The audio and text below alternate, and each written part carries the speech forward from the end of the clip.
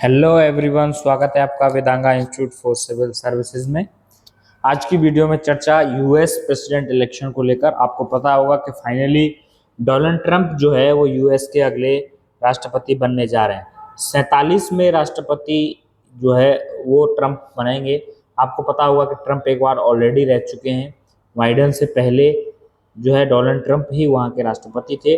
और यूएस के संविधान के अनुसार कोई भी व्यक्ति केवल 8 साल तक यानी कि 2 बार यू ही यूएस का जो है वो प्रेसिडेंट बन सकता है। सिर्फ एक केस में 3 बार हो जाता है कि अगर प्रेसिडेंट की डेथ हो जाए और फिर बचे हुए कार्यकाल के लिए कोई व्यक्ति अगर वाइस प्रेसिडेंट है और उसको प्रेसिडेंट का पद संभालना पड़े तो उस केस में मैक्सिमम 10 ईयर हो जाता है। अदरवाइज सामान्य केस में केवल 8 साल तक ही कोई व्यक्ति यूएस का जो है प्रेसिडेंट बन जाता है। डोनाल्ड ट्रंप इस चुनाव को जीत चुके हैं। सीटें डोनाल्ड ट्रंप की आपको दिखाई दे रही होंगी 267।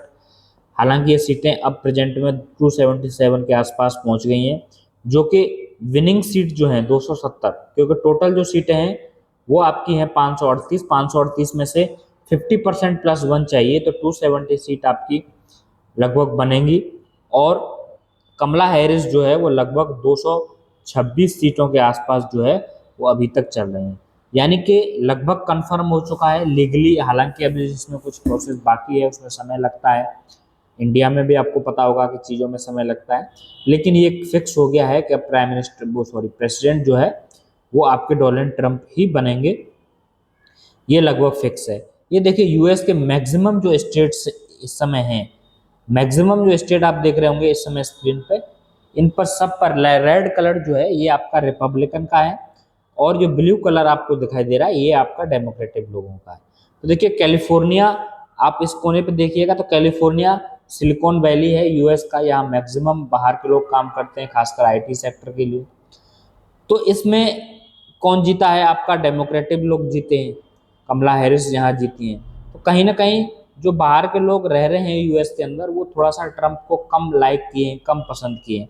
हालांकि ट्रंप ने प्रयास पूरा किया था। आपको पता होगा कि बांग्लादेश में जो हिंदू इश्यू था, हिंदुओं के साथ जो बांग्लादेश में हो रहा था उसको ट्रंप ने उठाया। यूएस के अंदर भी हिंदुओं का इशू उठाया ताकि भारतीय लोगों को अट्रैक्ट कर सके। ठीक है, अब ये कह पाना कि भारतीय लोगों ने सपोर्ट किया कि नहीं किया, ये कह पाना तो बहुत डिफिकल्ट होता है किसी भी इलेक्शन में।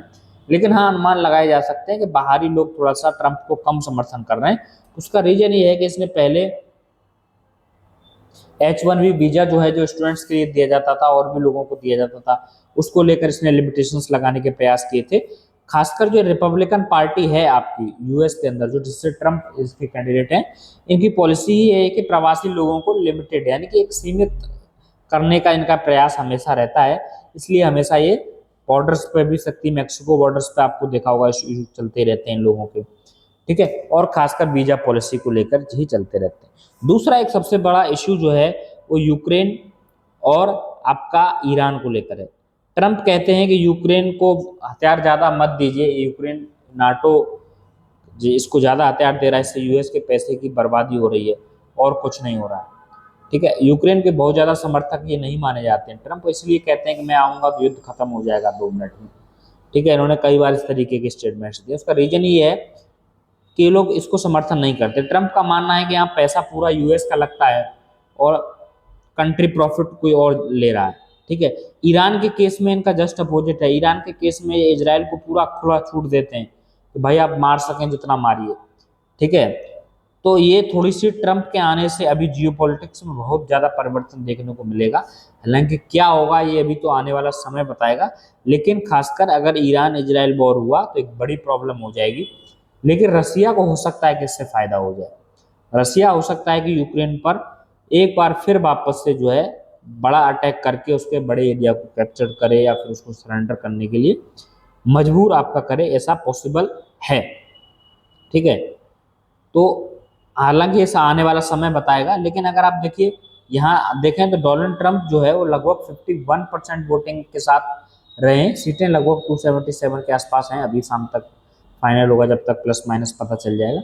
और 47.4% के आसपास लगभग इतने पर कमला हैरिस हैं। तो एक कहें तो कई बड़ी विक्ट्री है। और ट्रंप ने खुद ये कहा है कि यूएस ने असंभव को जो है वो संभव करके दिखाया है। और बाकी में ट्रंप की उम्मीद नहीं थी, खासकर बाइडेन ने जब से छोड़ा था कमला हैरिस को फ्रंट पे किया तो लग रहा था सबको कि कमला हैरिस जीतेगी। भारतीय लोगों की उम्मीद ज़्यादा थी क्योंकि इंडियन है, तमिलनाडु की उनके मदर थी, तो ठीक है। तो ये थोड़ा सा क्लू था, लेकिन अब फाइनली डोनाल्ड ट्रंप जो है वो जीत चुके हैं। डोनाल्ड ट्रंप अब अगले राष्ट्रपति बनने के लिए जा रहे हैं। हालांकि राष्ट्रपति चुनाव की जो प्रक्रिया है वो काफ़ी अलग है भारत से यहाँ की। तो प्रयास करेंगे कि एक दो दिन में इससे रिलेटेड एक वीडियो बनाएं जिसमें प्रॉपर तरीके से यूएस प्रेसिडेंट इलेक्शन को जो है वो आइडेंटिफाई किया जाए, या यूएस प्रेसिडेंट इलेक्शन को जो है हम लोग डिस्क्राइब करें अच्छे से। आज की वीडियो में बस इतना ही रहेगा।